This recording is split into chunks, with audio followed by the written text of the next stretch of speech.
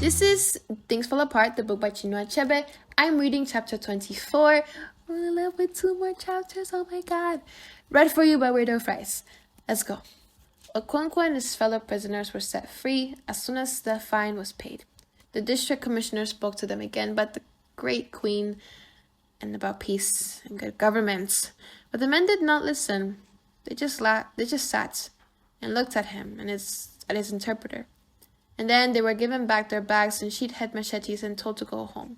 They rose and left the courthouse. They neither spoke to anyone nor among themselves. The courthouse, like the church, was built a little way outside the village. The footpath that linked them was a very busy one because it also led to the stream beyond the courts. It was open and sandy. Footpaths were open and sandy in the dry season, but when the rains came, the bush grew thick on either side and closed in on the path. It was not the dry season.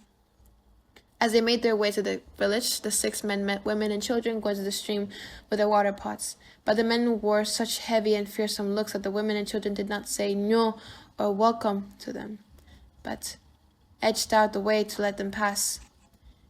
In the village, little groups of men joined them until they became a sizable company.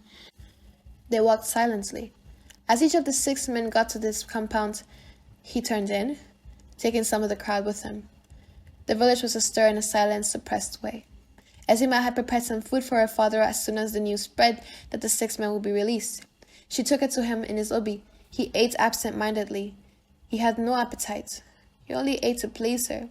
His male relations and friends had gathered in his obi, and Oberika was urging him to eat. Nobody else spoke, but they noticed the long stripes on Okonkwo's back, where the warder's whip had cut into his flesh. The village crier was abroad again in the night. He beat his iron gong and announced that another meeting would be held in the morning. Everyone knew that Umofia was at last going to speak its mind about the things that were happening. Okonkwo slept very little that night. The bitterness in his heart was now mixed with a kind of childlike excitement. Before he had gone to bed, he had brought down his war dress, which he had not touched since his return from exile. He had shaken out his smoked raffia skirts and examined his tall feather headgear and his shield. They were all satisfactory, he had thought.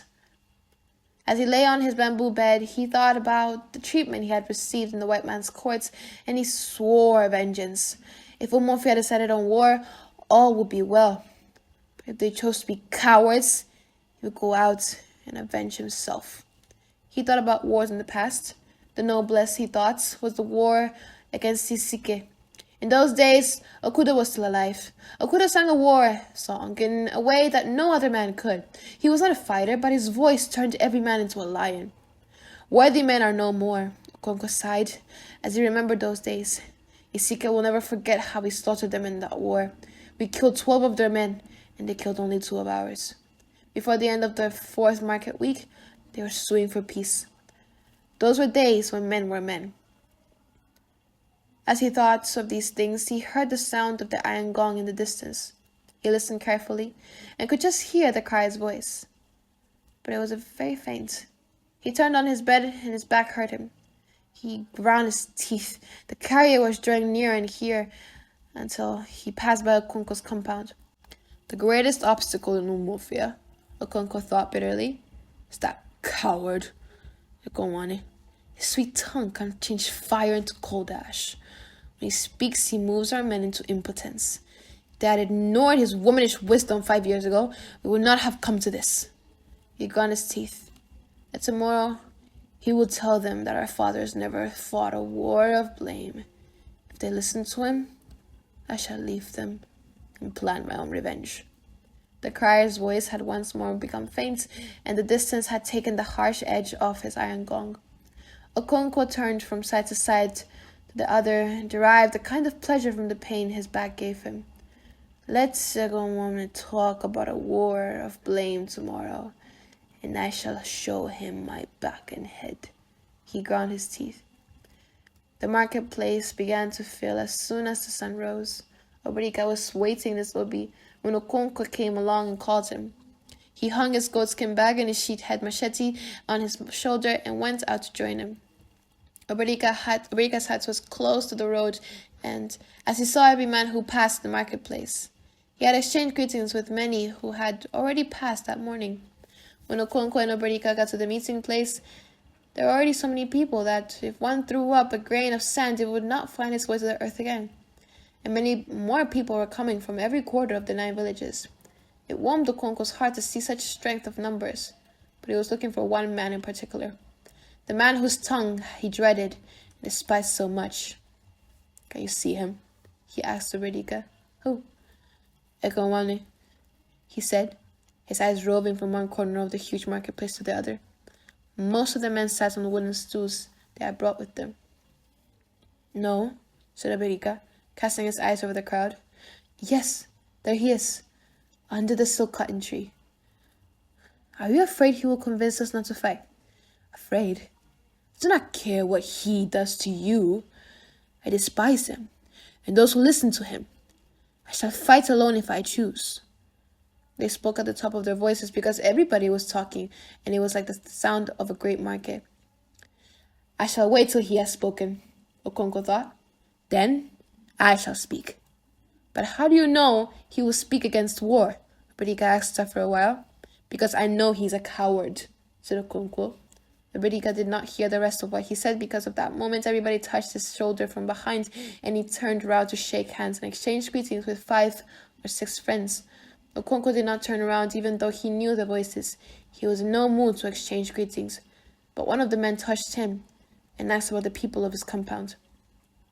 "They are well," he replied without interest. The first man to speak to Umofia that morning was Okika, one of the 6 who had been imprisoned.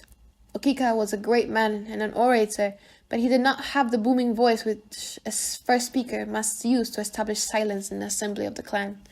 Onyeka had such a voice, and so he was asked to salute Umofia before Okika began to speak. "Umofia kwenu," he bellowed, raising his left arm and pushing the air with his open hand. "Ya!" roared Umofia. "Umofia kwenu!" He bellowed again and again and again, facing a new direction each time, and the crowd answered, "Ya!" There was immediate silence, as though cold water had been poured on a roaring flame. Okika sprang to his feet and also saluted his clansmen 4 times. Then he began to speak. "You all know why we're here. When we ought to be building our barns or mending our huts, when we should be putting our compounds in orders.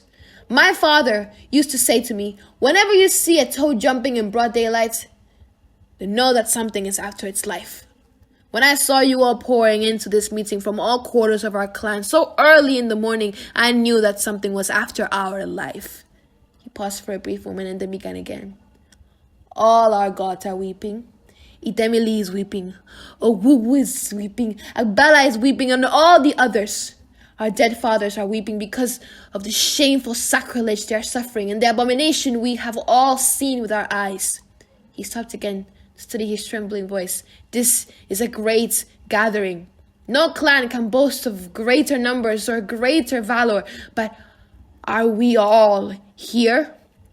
I ask you, are all the sons of Umofia with us here?" A deep murmur swept through the crowd. "They are not," he said. "They have broken the clan and gone their several ways. We who are here this morning have remained true to our fathers, but our brothers have deserted us and joined a stranger to soil their fatherland. If we fight the stranger, we shall hit our brothers and perhaps shed the blood of our clansmen, but we must do it. Our fathers never dreamed of such a thing.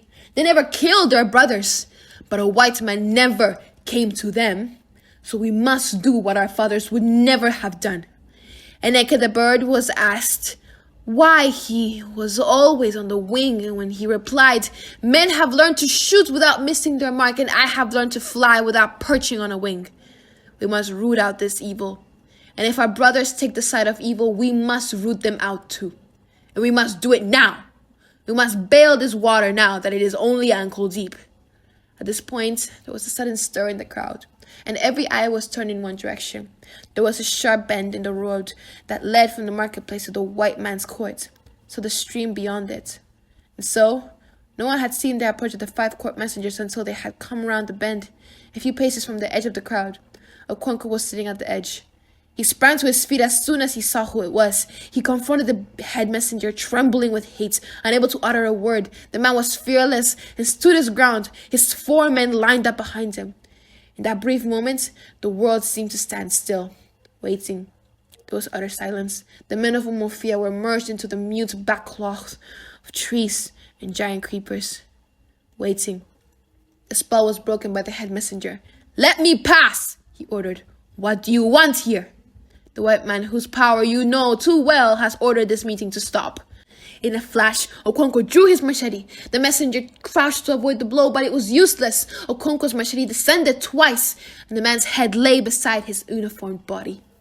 The waiting backcloth jumped into tumultuous life, and the meeting was stopped. Okonkwo stood looking at the dead man. He knew that Umofia would not go to war. He knew because they had let the other messengers escape.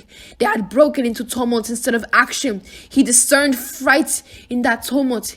He heard voices asking, why did he do it? He wiped his machete on the sand and went away.